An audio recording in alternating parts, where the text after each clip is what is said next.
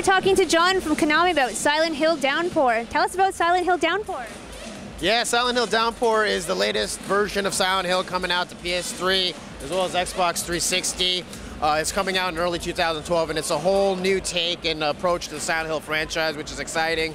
It offers a brand new character, Murphy Pendleton, who's completely new to the franchise, never been seen before in any other past Silent Hill games, but we're also trying to bridge the old Silent Hill with the current generation platforms to take some of the classic things that really worked for Silent Hill well in the past on Silent Hill 1, 2, and 3 with the eerie atmospheres, engrossing storylines, of course the monsters and creature interactions, but we're also broadening it out with Downpour in the sense of making this probably the biggest Silent Hill game to date in design and scope. Can we expect to see some of the old monsters we love? You know, that's a surprise. I think the monsters are constantly mutating in Silent Hill, so sometimes you'll see different iterations of them that have some semblance of old monsters, but I think for the core fans, they'll see some things in Silent Hill Downpour that they'll nod their head and kind of smile and say, okay, I remember that. I'm excited. I hope Pyramid Head's in it.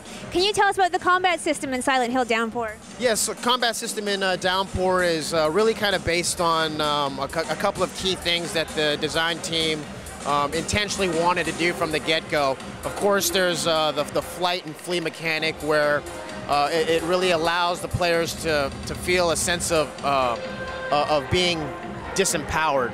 What would you do in a real-world situation if you encountered a monster type of thing? But also, at the same time, the flip side, we wanted to give the player the ability to be empowered with weapons around them in real-world environments. So there are a lot of different things that you'll be able to pick up from classic weapons like a pistol to bottles to sticks and shovels and things that you just find along the way. Whatever you can find. Whatever you can find in the environment, but there's also kind of this degradation system where if you're using a weapon, it will sometimes degrade over the use of that weapon. Again, kind of make it a little bit more real, which hopefully increases the fear factor a little bit more in the game as well, and how players kind of think and move along the way.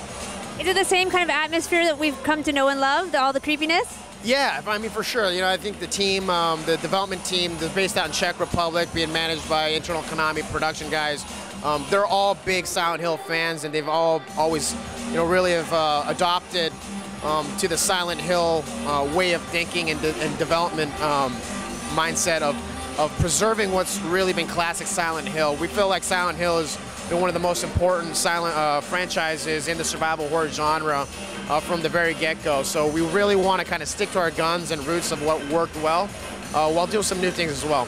Will there be any online component to Silent Hill Downpour? You know, it's actually a single-player campaign game, which is, again, I think it ties into some of the traditional things that have been done in the past with Silent Hill. So we're focusing on the single-player component. Well, thank you, John. I'm really excited to play. Thank you.